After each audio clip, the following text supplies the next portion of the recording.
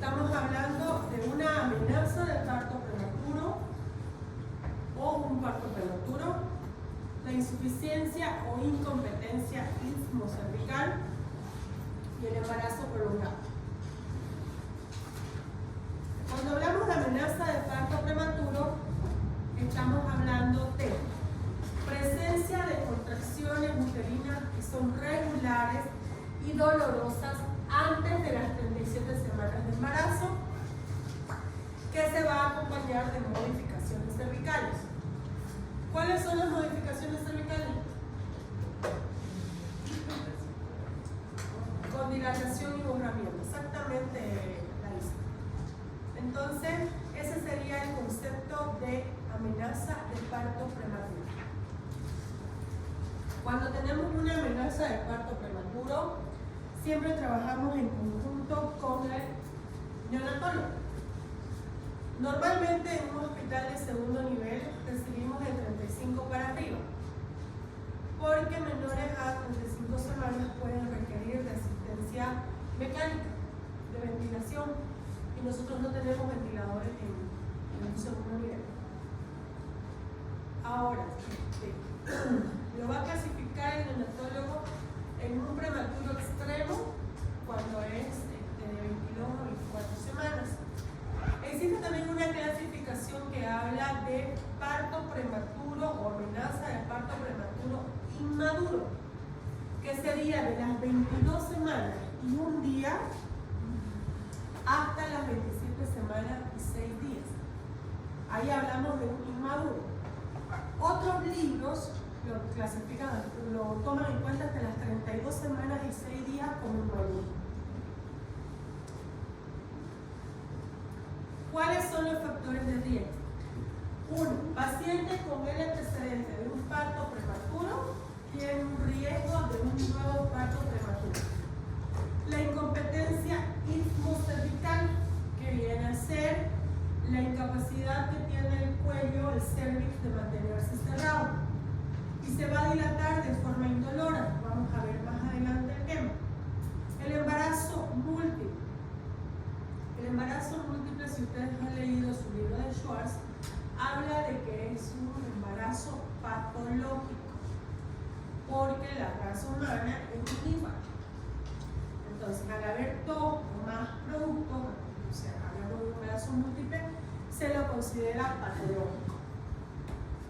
La rotura prematura de membranas también es un factor de riesgo para un parto o una amenaza de parto prematuro. El polihidramios, ¿qué era polihidramios? ¿Mayor a cuánto? ¿Cuánto era lo normal? De 8 a 18. Mayor a 18, un polihidramios. Bueno, en realidad habla de un líquido amniótico aumentado, que arriba de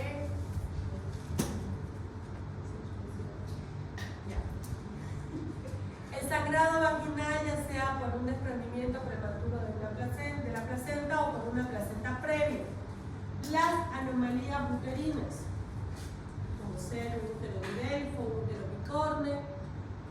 El periodo intergenésico corto. ¿Qué era periodo intergenésico?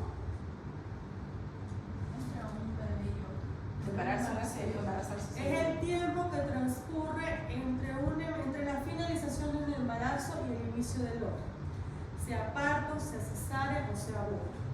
Hablamos de corto cuando es menos de 2 años. Las edades extremas de la madre. ¿Cuáles son las edades extremas? 40. Menores de 15 y mayores de 35. Las infecciones, los procesos infecciosos pueden ser vaginosis, pueden ser infecciones urinarias, pueden provocar amenaza de parto prematuro. La cirugía abdominal materna durante el embarazo puede ser una apendicitis. Normalmente en una paciente, o en un paciente, sea hombre, sea mujer, ¿dónde se localiza el dolor de la apendicitis? ¿Dónde? Fosa ilíaca derecha. En una paciente gestante, producto de lo que el útero va creciendo, va a haber un desplazamiento del apéndice. No va a ser el foso ilíaca derecha, va a ser a nivel del flanco. Arriba del flanco, ¿qué tenemos? ¿Qué se llama? No, ¿cómo se divide el abdomen? A ver, chicos. A ver. Es el abdomen, el ombligo. Ya, ¿cómo se divide? Hipocondrio derecho.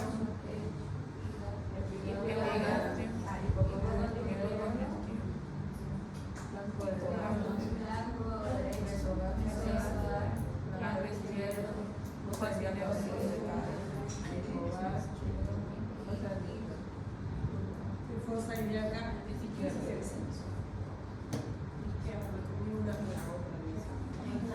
Entonces, normalmente acá se localiza el dolor del apendicitis.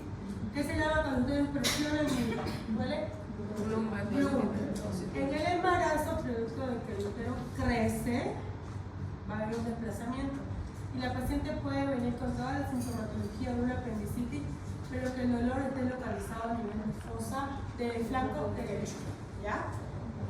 ¿Cuál es la sintomatología de la apendicitis? ¿Qué más? Náusea, vómito. ¿Y laboratorialmente? Leucocitosis. Otra cirugía que puede provocar amenaza de parto prematuro es la colocación del catéter doble J. ¿Cuándo colocábamos catéter doble J? Se los dije en la anterior semana.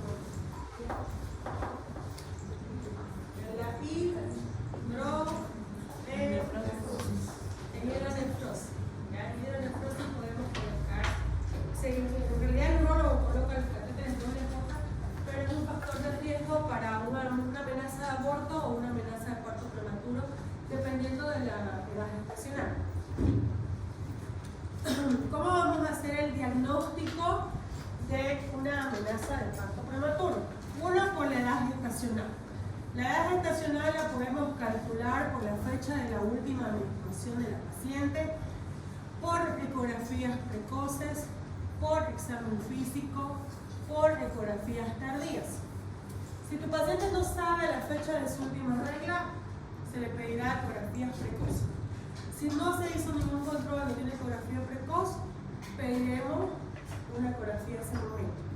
No tenemos ecografía en ese momento, mediremos la altura uterina y nos va a guiar de más o menos cuántas semanas. Las características de las contracciones. ¿Cuáles son las características de las contracciones? Intensidad, duración, frecuencia e intervalo. Características de las contracciones. Intensidad, intervalo, frecuencia, ¿qué más? Duración, características de las contracciones, ¿ya? Intensidad, intervalo, frecuencia y duración. Pregunta de examen. Y lo máximo, cuando alcanza lo máximo de intensidad, se llama acme. Máximo del dolor. Acme. ¿Cuánto es el tono uterino, chicos? ¿Cuánto mide el tono uterino? 8 milímetros a la altura. Eso es lo normal del tono del útero. ¿Ya? Y las características del cervix. Esas características del cervix se va a hacer mediante ecografía y se llama cervicometría. Se hace una ecografía por vía transvaginal y se mide la longitud del cervix. ¿Cuánto mide normalmente el cervix? ¿Qué?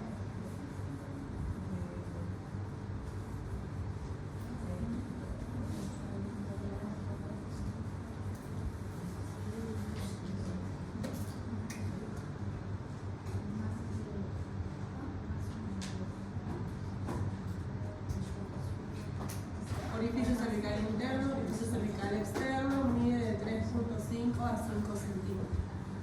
menor, igual o menor a 25 milímetros o lo equivalente a 2.5 centímetros, se llama cervix corta. ¿Ya? 2.5 centímetros o 25 milímetros. ¿Pasó algo? Vaya, vaya, vaya. ¿Está bien?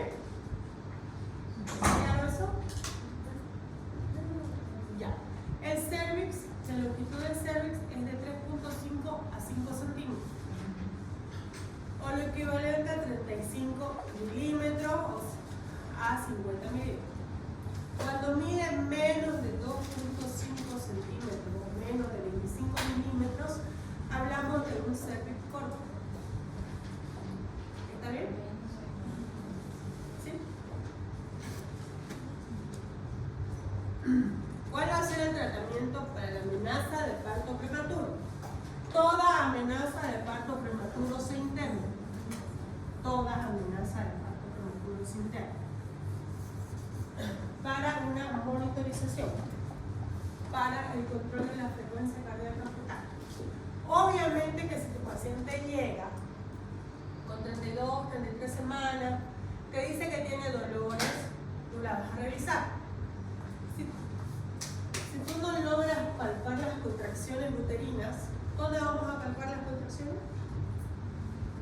Manualmente. En el fondo del útero.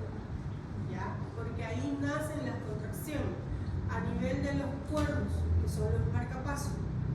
Los cuernos uterinos. De ahí van a hacer la contracción y de forma descendente lo va a irradiar al útero. Si tú no palpas las contracciones, vas a pedirle un monitoreo fetal. ¿Ya? Muchos pacientes confunden movimientos del bebé con contracción. Entonces siempre se sugiere hacer un monitoreo fetal para ver si realmente hay o no contracción. Si es una barriguita de 28 semanas, 30 semanas, la parte del monitoreo solamente sería para ver si hay contracciones o no. Que no es valorable lo que es la frecuencia cardíaca, la reactividad, la variabilidad, no es valorable. ¿Vieron monitoreo fetal en obstetricia menor?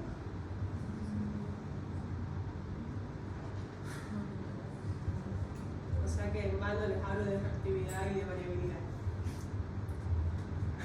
Okay.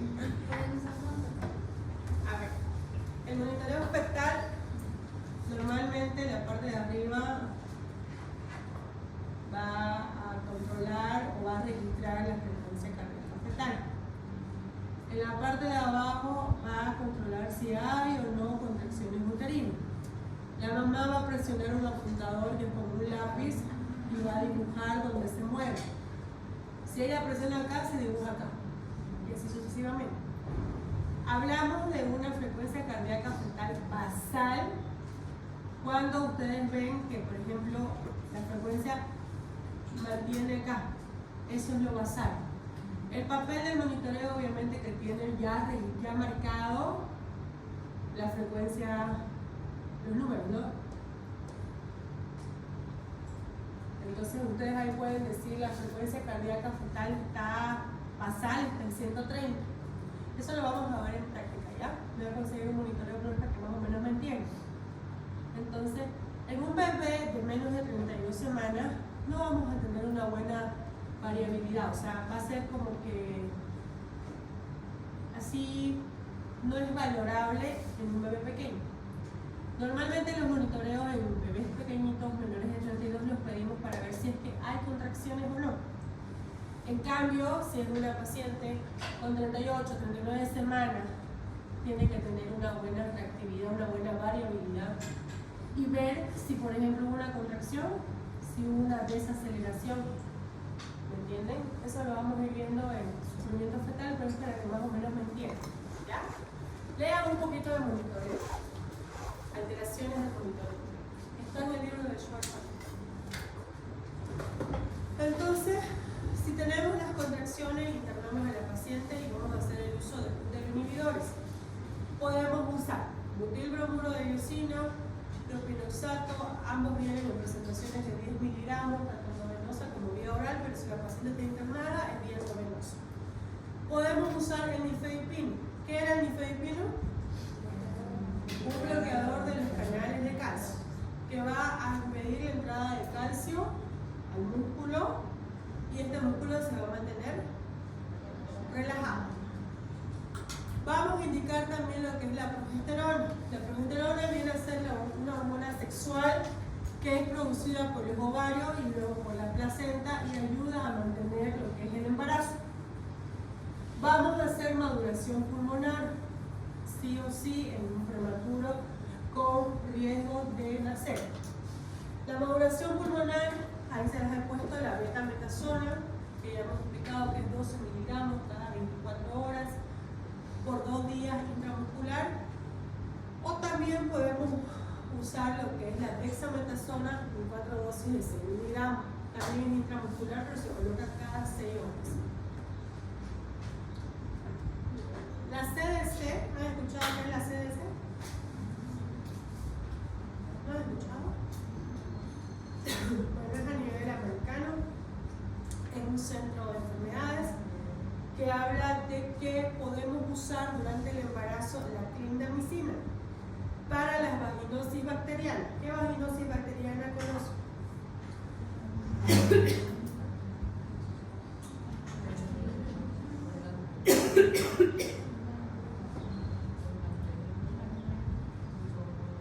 ¿Cuál es la más frecuente?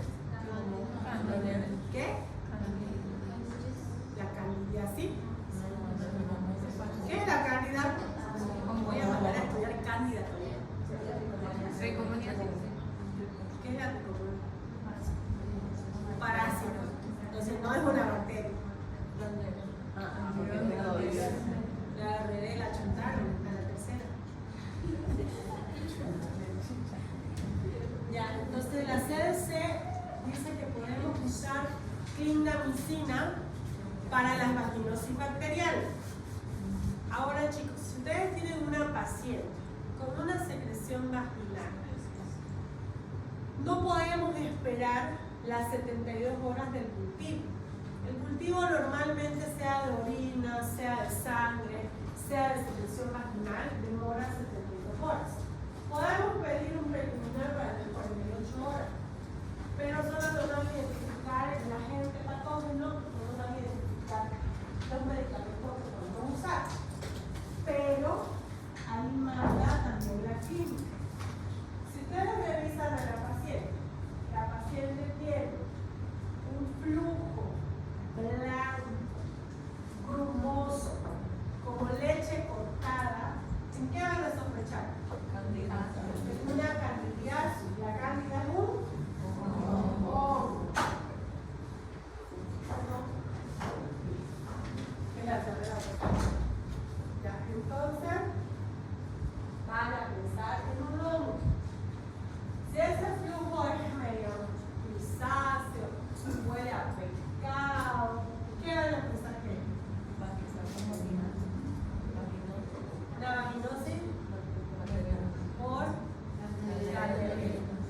Ahora, si ese flujo es medio amarillento, verdoso, también tiene un color característico, pero no tan intenso como la bacteria. Le colocan un espéculo y ven un cernex en fresa. ¿Qué van a sospechar? Entonces, por la clínica de la paciente, podemos iniciarle óvulos hasta que salga el resultado del cultivo. Ahora existen óvulos combinados, por ejemplo, clindamicina más ketoconazol, que le va a pegar a hongo, parásito y bacteria. Si tenemos una paciente con disuria, con polaquiuria, con fiebre, con Giordano positivo, vamos a sospechar que es una. ¿Qué es Giordano positivo? Vamos por ahí. Ya llevaron uno el viernes, ¿no? ¿Ha llevado uno, no? Sí. Ya. ¿Qué es Giordano positivo?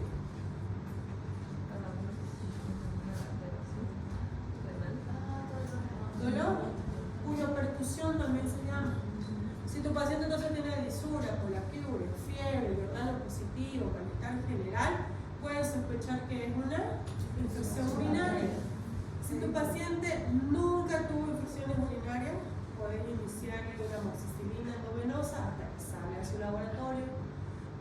Si no está vomitando, puedes iniciarle nitrofurantoína.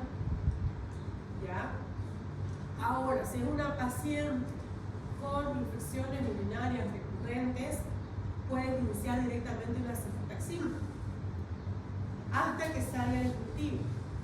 La clave del tratamiento de la amenaza de parto prematuro es diagnosticar la causa. Si es un proceso infeccioso, comenzar a medicar hasta que tengamos el resultado.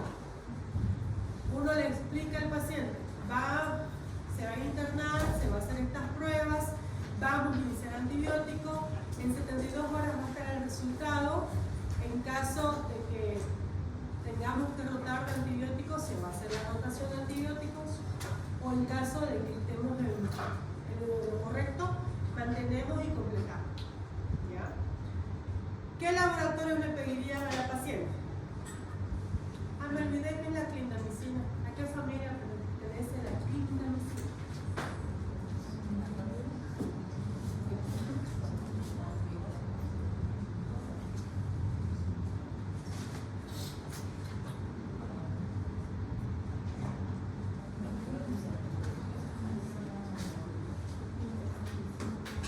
Diego.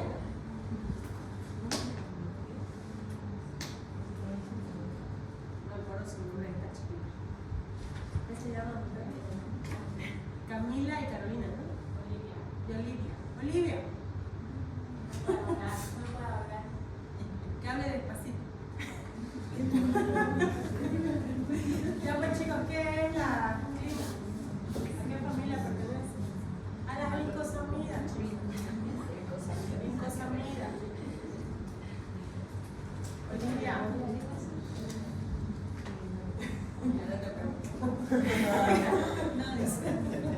¿Qué laboratorios vamos a pedir? Todo lo que es la rutina y los laboratorios para diagnosticar o descartar procesos infecciosos. Vamos a usar también sulfato de magnesio, sobre todo en aquellas pacientes entre las 24 y las 32 semanas con alto riesgo de infarto, es decir, que a pesar de útero inhibidores no haya una respuesta y pueda que nazca el bebé en las siguientes 24 horas. El sulfato de magnesio lo usamos como en los prematuros. ¿Para qué lo usamos? ¿Para qué? Ya, usamos en eclampsia, como dice acá su compañera. ¿Cómo te llamas? ¿Qué? Talita. Ese sí lo entendí. Lo usamos, como dice Talita, en la eclampsia, como para evitar confusiones, pero en las amenazas de parto prematuro lo usamos como un neuroprotector fetal. Pregunta de examen. Para evitar la hemorragia intraventricular del recién nacido. ¿Ya? Dime, ¿qué me querías preguntar? No. ¿Ibas a decir algo? ¿No? Okay. Y la dosis es una dosis de ataque de 4 gramos que se pasa en 20 a 30 minutos y 1 gramo hora hasta el nacimiento o por 24 horas. ¿Cuáles eran los efectos adversos del sulfato de magnesio cuando se lo pasa, se hace la inoculación y inoculación a chorro? ¿Le dije la atención a la pregunta de examen? Efectos adversos del sulfato de magnesio, aparte del rubor, calor, midriasis, aparte, son más severos.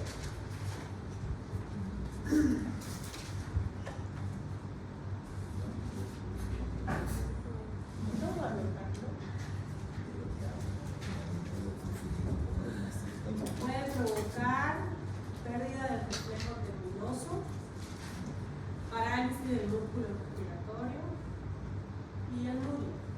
¿Qué es anuria?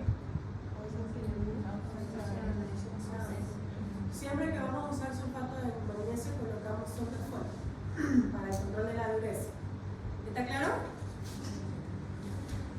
Los tocolíticos o útero inhibidores los vamos a usar para prolongar el embarazo lo más que se pueda, con el objetivo de hacer los corticoides prenatales, es decir, realizar completa la valoración pulmonar completa, las 2 dosis, si es que usamos la betabetasol. El sulfato de magnesio para la neuroprotección del feto y obviamente la profilaxis antibiótica. Sepan algo, la maduración pulmonar, chicos, no es rutina, no se coloca a todas las pacientes, ¿ya?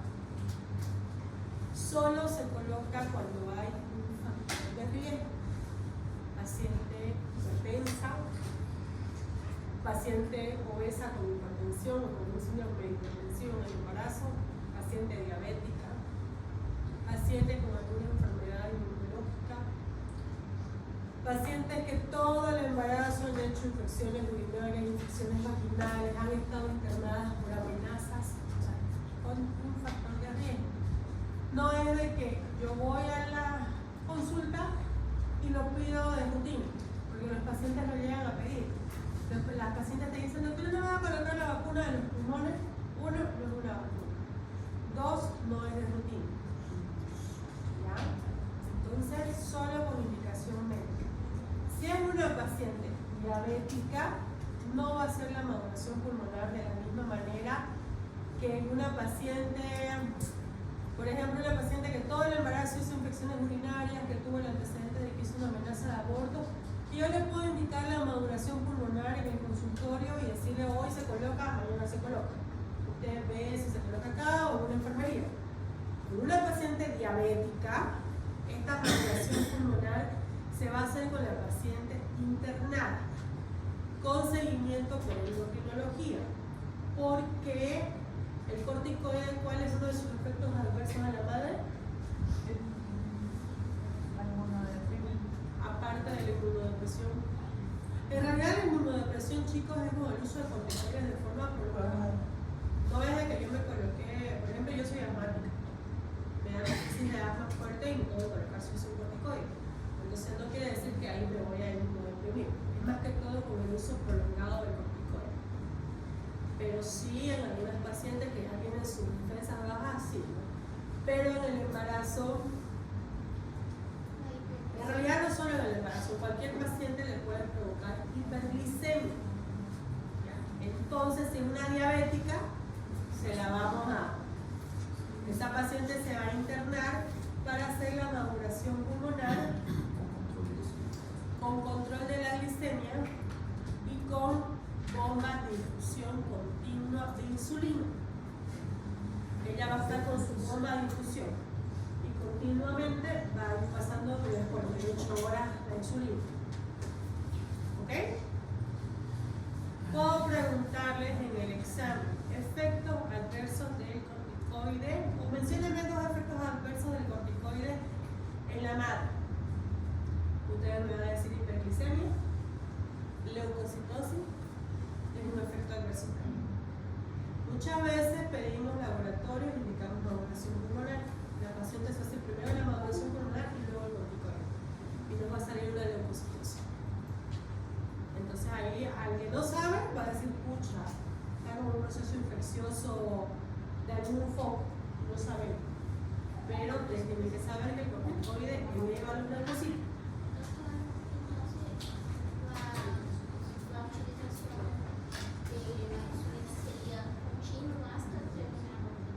Sí, es un trabajo en conjunto. Cuando es una paciente diabética embarazada, trabaja el obstetra con el endocrinólogo. Lo mismo que si fuera una hipertensa. Yo, una hipertensa, yo la puedo manejar. Yo le voy a indicar su antihipertensivo, sus signos de alarma, pero lo correcto siempre es que el cardiólogo vaya haciendo el seguimiento en conjunto. ¿Ya? Vamos a recordar que el antecedente de un parto prematuro es el factor de riesgo más importante para un nuevo parto prematuro. La progesterona se la usa para disminuir la probabilidad de parto prematuro, sobre todo en aquellas pacientes con una longitud cervical corta. ¿Menor a cuánto decimos que es corto? El uso de corticoides es una intervención importante para mejorar los resultados neonatales en mujeres con trabajo de parto prematuro, sobre todo en aquellas pacientes con riesgo de que el parto sea en las próximas 48 horas. Si yo lo coloco el corticoide por colocar hoy día y mañana, en una semana ya no tiene efecto, ya se pasó el efecto del corticoide. Y no es correcto hacer una nueva dosis de maduración pulmonar, ¿ya? No es correcto. Ahora vamos a hablar de la incompetencia istmo-cervical. Viene a ser la incapacidad del cuello uterino para mantenerse cerrado en lo que viene a ser el embarazo. Se va a caracterizar por una dilatación cervical indolor, es decir, no va a haber dolor. Cuando acordaron, la paciente ya está dilatada. Ecográficamente, si las membranas no se han roto, anatómicamente, ¿cuántas partes tiene el útero? ¿Qué se llama esto? Cuerpo. No tiene cabeza, porque digo cabeza, no tiene cabeza. Tiene cuerpo, el cervix o cuello uterino. Entre el cuerpo y el cuello, ¿qué hay? ¿Qué se llama? Istmo. El istmo durante el embarazo se va a convertir en segmento. Es en el segmento que cuando hacemos la cesárea hacemos la histerotomía.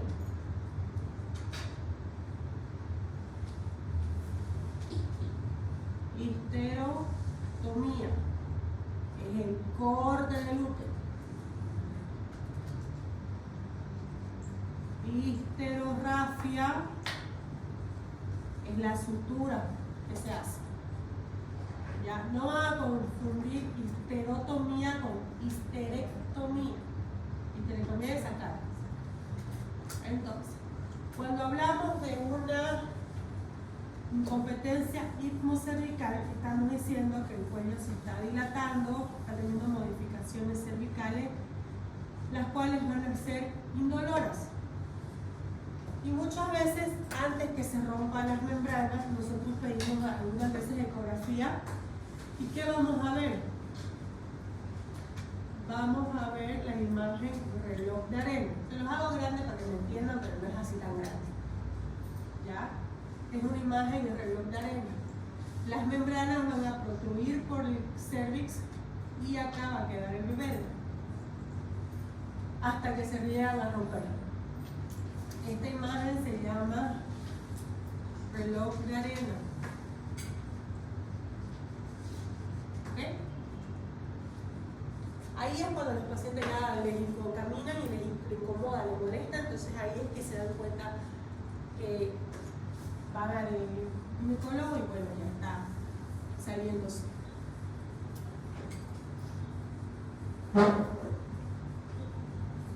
¿Está claro?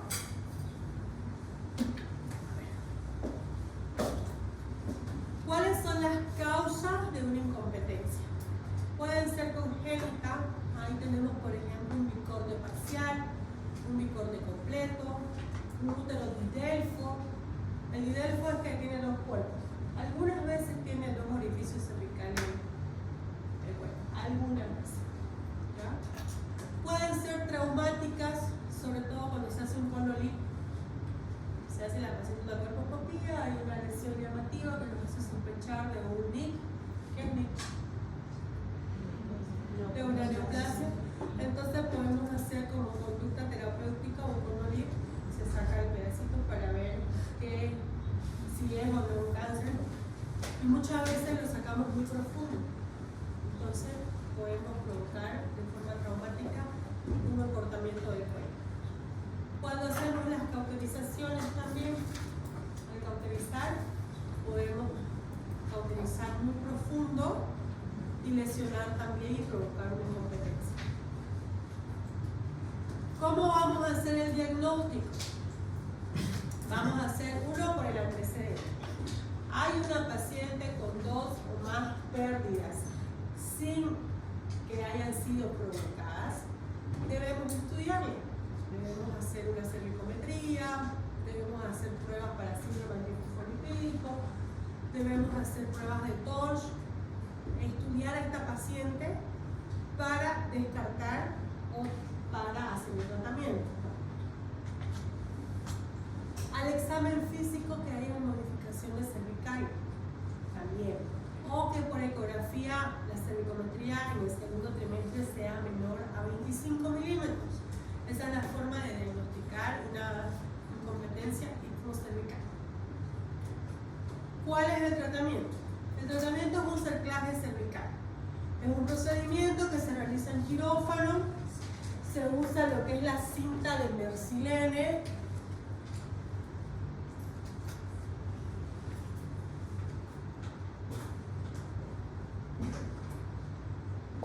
Es una cinta que tiene una aguja.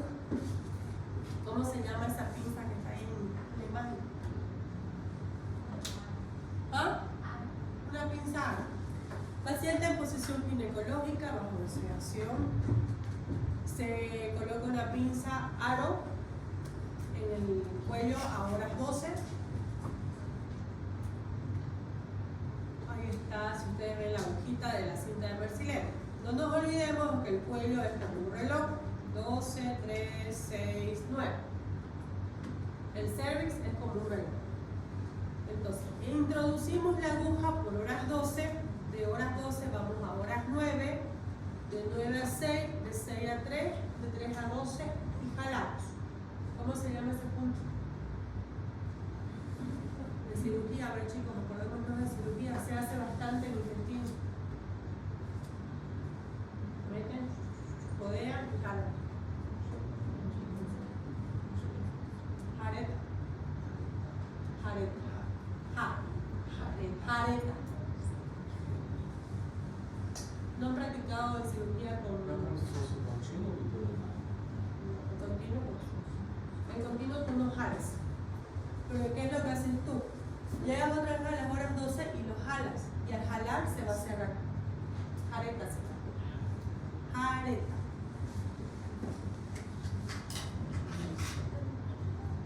El punto continuo, Giovanni, vas a ingresar de acá, acá, y vas cerrando.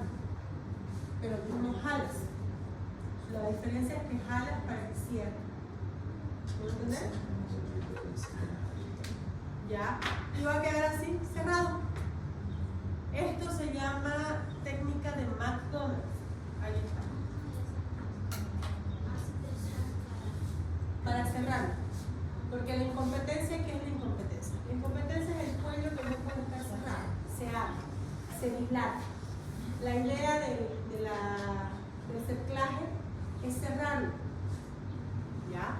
Ahora, este cerclaje tenemos el profiláctico, que es aquel que se realiza en pacientes con antecedente de incompetencia cervical entre las 12 y las 14 semanas.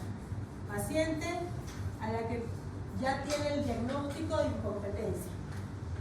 Se vuelve a embarazar y se le indica que a las 12 a 14 semanas se va a realizar el cerclaje. Luego está el terapéutico, cuando en un control prenatal tú diagnosticas la incompetencia.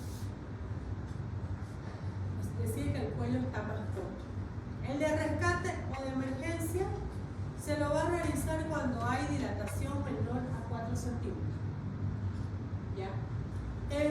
Si ustedes ven ahí dice de rescate o emergencia. Si lo hacemos, puede que dé resultado como puede que se salga. Si no lo hacemos, igual se va a salir. Se le explica siempre a la paciente y a los familiares que, como su nombre dice, el rescate es para tratar de que no se salga, pero que hay un riesgo alto que a pesar de eso termine expulsando el producto. ¿Cuáles son las complicaciones del cerclaje? Uno, las hemorragias. Otro, que las membranas estén protruyendo y que cuando estemos pasando la aguja rompamos las membranas. La coriomionitis. ¿Qué es la coriomionitis?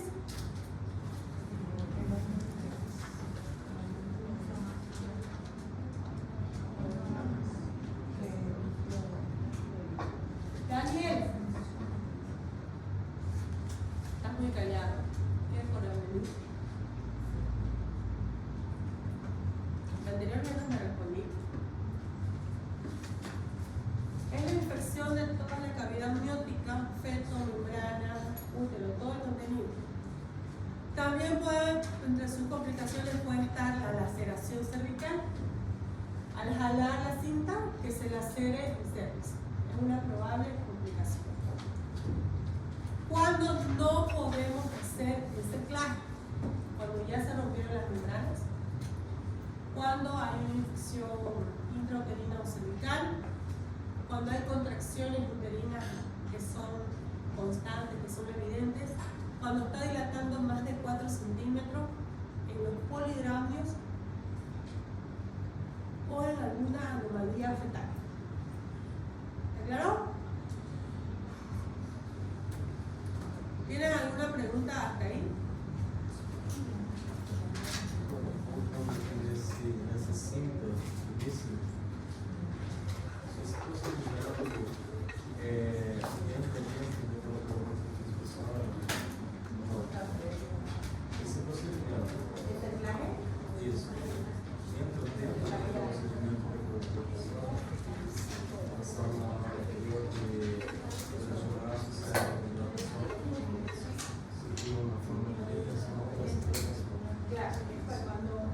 Esse seria o procedimento que eu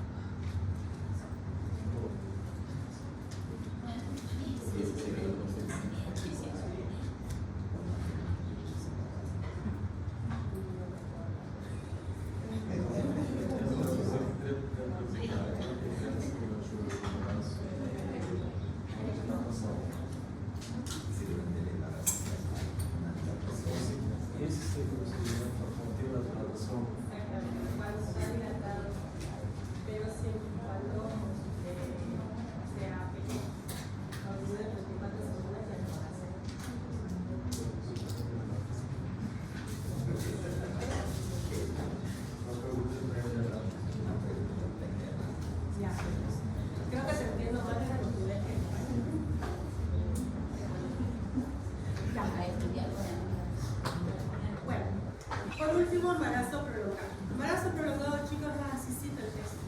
Así está el texto del libro. ¿Quién ha revisado el libro? Así es. Ya es bien cortito. Habla de aquel embarazo que sobrepasa las 41 semanas y 6 días o lo equivalente a 294 días desde la fecha de la última menstruación. Se dice que no tiene una causa conocida. Algunas veces lo relacionan con la obesidad, con las nulíparas, pero en sí es de etiología desconocida. ¿Cómo vamos a hacer el diagnóstico? El diagnóstico se hace por el cálculo de la edad gestacional. O también, si pedimos una ecografía, el oligohidramios en ausencia de bolsas rotas nos puede hacer sospechar de un embarazo obtérmico. ¿Por qué? ¿Qué pasa con el líquido amniótico después de las 36 semanas? Va disminuyendo. ¿Hasta cuánto llega? A las 40. Más o menos 500 ml. Va disminuyendo su cantidad. Después de eso sigue reabsorbiéndose. Entonces el oligohidramios nos hace sospechar de un postérmico. ¿Cuál es la conducta?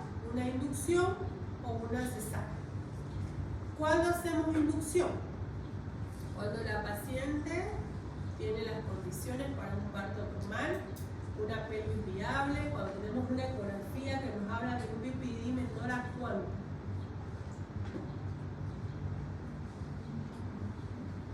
¿Menor a cuánto para que salga por vagina? Peña. Menor a 9.5.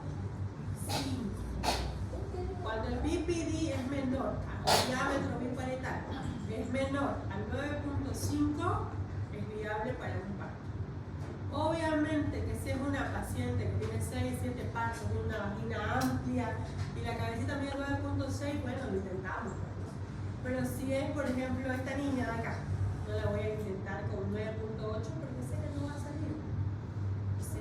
Si ustedes revisan a esta paciente y tiene un diámetro biparietal ecográficamente menor a 9.5, está cefálico, la mamá tiene otros partos anteriores, le hacemos un monitoreo fetal, no hay ninguna alteración en el monitoreo fetal, podemos hacer una inducción.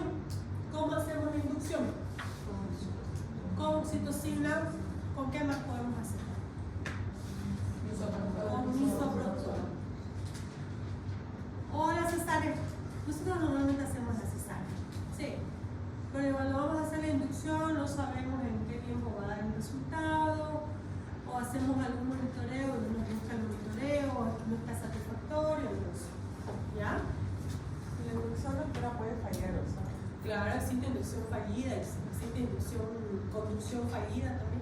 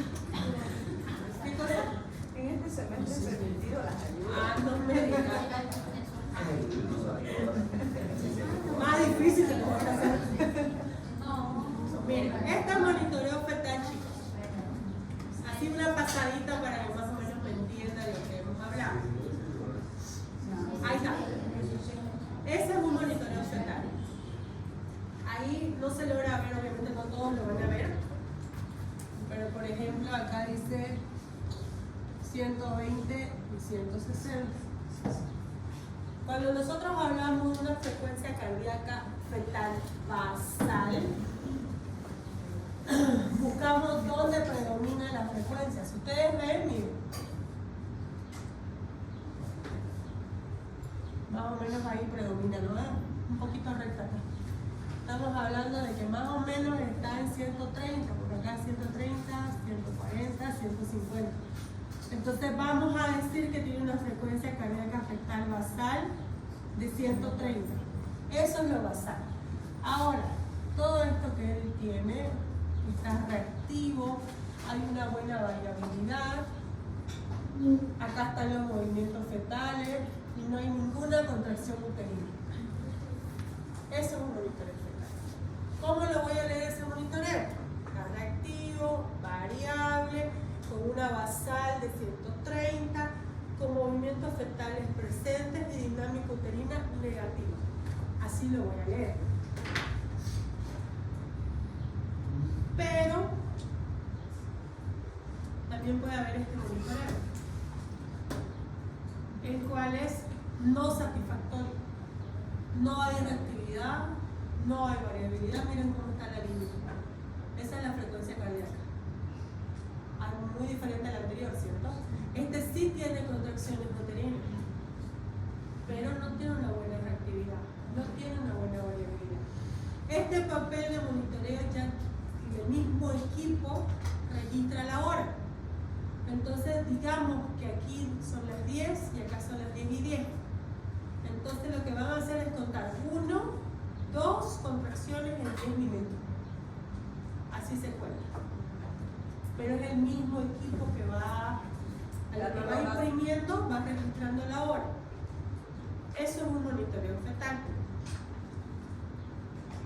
Miren acá, ese está reactivo, está variable, tiene una basal de 140 más o menos según se ve ahí, y tiene contracciones 2 en 10 minutos. No se marca la hora ahí, vamos a suponer que donde están los números allá son 10 minutos. Cuando ustedes lean un monitoreo, muchas veces lo programan para que 10 minutos solo envíe este pedazo de papel y no se logra apreciar bien. Siempre fíjense la hora, dependiendo del lugar, sobre todo en las clínicas privadas lo programan a que salga así el retazo. Entonces no se puede apreciar bien la reactividad, la variabilidad. Y estas son anormalidades que se pueden ver en el monitoreo.